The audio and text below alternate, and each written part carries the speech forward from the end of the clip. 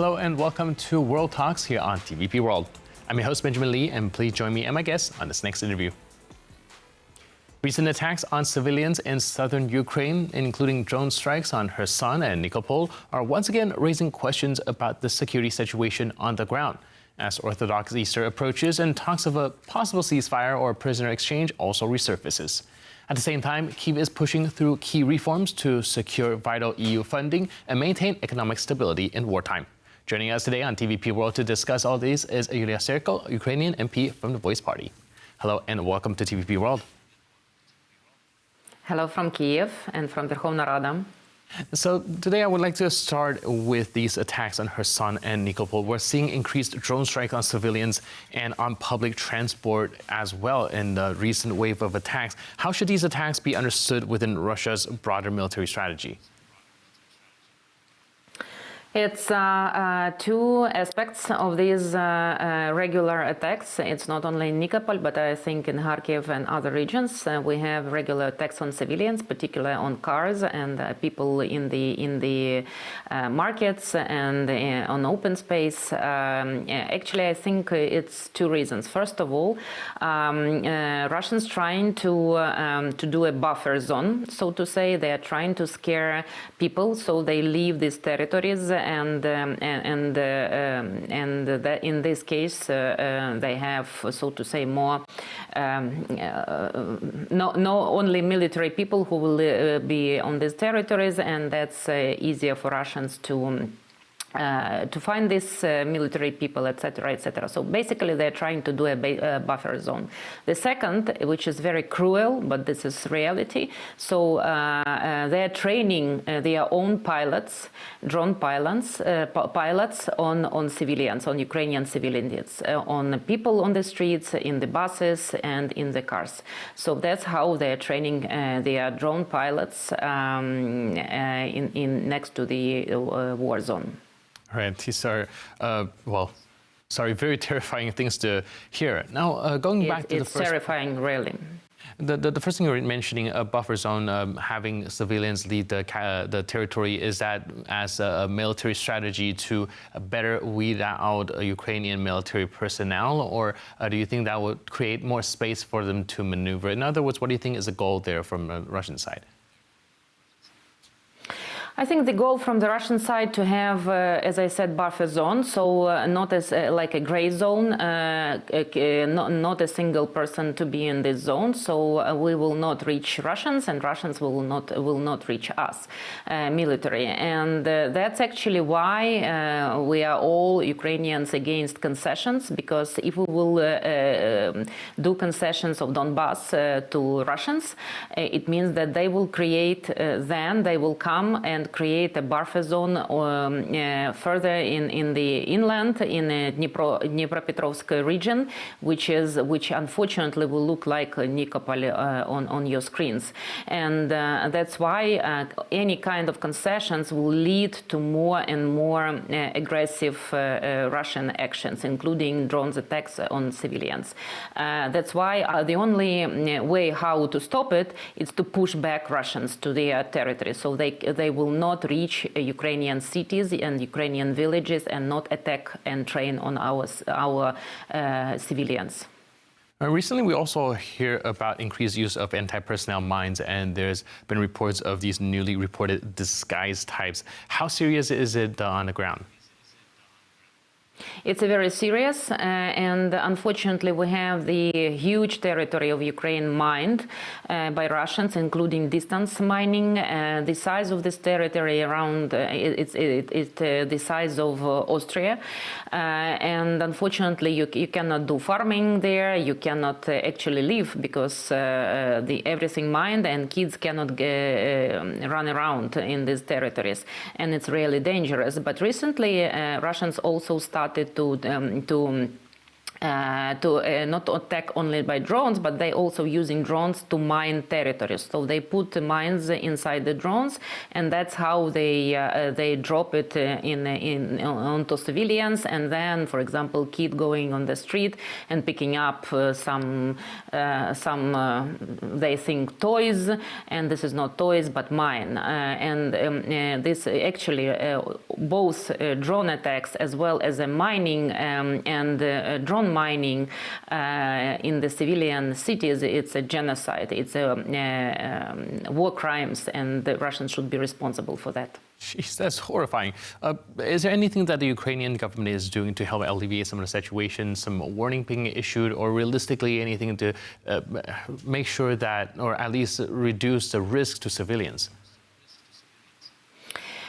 First of all, as I said, the only thing you can do is push back Russians, which is very difficult on a battlefield, but still we are doing it. And then we have the program, demining program. So we have specialists, including international specialists, who are demining territories, including cities and villages. And we have a special program on TV, schools, in the public spaces to acknowledge and to notify kids they shouldn't take things from the streets and shouldn't take any things into their hands if they don't understand what is it.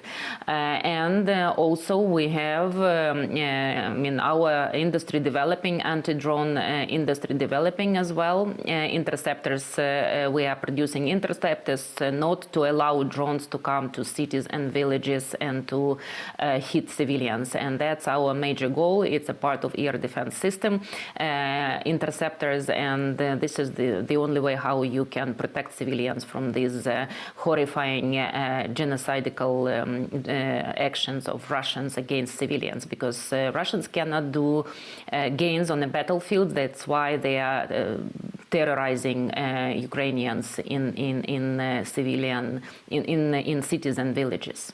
Right. I would also like to move on to talk about some of the reform that Kyiv is pushing right now to secure some vital EU funding and also to, of course, stabilize the economy as well. What are some of the key reforms that are taking place to maintain, be it macro or micro financial stability? Mostly it's 11 major draft laws we have to adopt in recent months and I hope in recent weeks. And this is mostly about the justice, rule of law, as well as some economic reforms. We have parliamentary session, and I'm in parliament, and for past 2 days we voted and passed at least, I think, 5 to 6 draft laws. Now they will be laws, which is important for securing the funds, European funds, as well for IMF program, as well for Euro integration. So Parliament had 2 productive days. I hope we will have it tomorrow as well. And we are moving slowly with some political crisis, but we are moving to the adoption of the all necessary and promised to our international partners draft laws and laws. Right, so we're still essentially expecting some more legislation that is required to meet the IMF the conditions. Yes, we have to pass few tax laws as well as some judicial reform system reform laws, but we are moving. It's a very complicated and difficult laws. It's not only about political will, but it's also about the opinion of the voters, about the implementation of these laws, etc., etc. As you know, the Euro integration and adaptation of European legislation is not easy at all, and it's complicated, and we have to rebuild the whole system, legislative system, Ukrainian legislative system to European, and it's taking time, efforts, and a lot of discussions. But I think we will reach at some point. We will reach what we promised, and I hope it will be in next few weeks and months. All right. And of course, it's a very important step to also unlock some of the EU funding as well. But you mentioned earlier that some complications arise with the political crisis within the country. Can you help us understand what those are?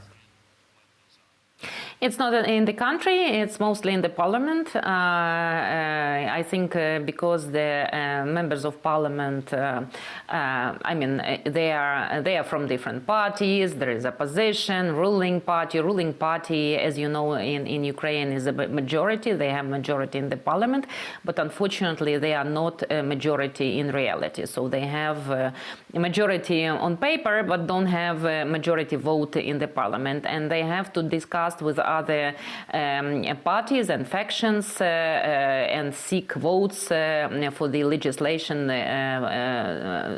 promised by their government. And that's taking time, and it's not easy because the legislation is not easy at all about taxation, increasing of taxes, changing the taxation system. So it's a very complicated, actually, draft laws. But I mean, we are discussing, we are debating, moving slowly, not in the pace probably we need to, but still moving.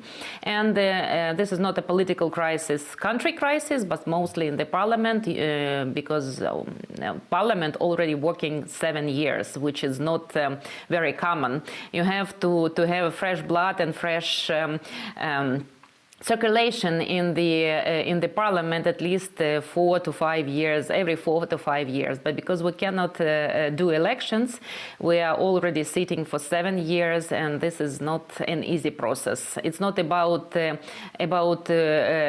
members of parliamentariat, but it's about the different political discussions, and we need more time to reach consensus. Right. Unfortunately, time is what Ukraine desperately needs right now, and the stagnation in the parliament seem to be slowing things down. Now, very quickly, when it comes to the financial and budgetary issue, how big of a crisis, how much of a strain are we talking if we don't get any sort of financial alleviation? I think we need money in next 2 months. So starting June, it will be very difficult to fulfill all spendings, budgetary spendings. But I mean, we have a possibility to cut, to prioritize our spendings and pay defense, security, army, pensions, and social payments, and then all other projects as renovation of roads, etc. So, of course, the situation remains very difficult. Unfortunately, we are running a little bit late. So thank you so much for your input and insight. Really appreciate it. Thank you. Bye-bye. And thank you for tuning into this edition of World Talks. But for more news, update, and commentary, please stay tuned to TVP World.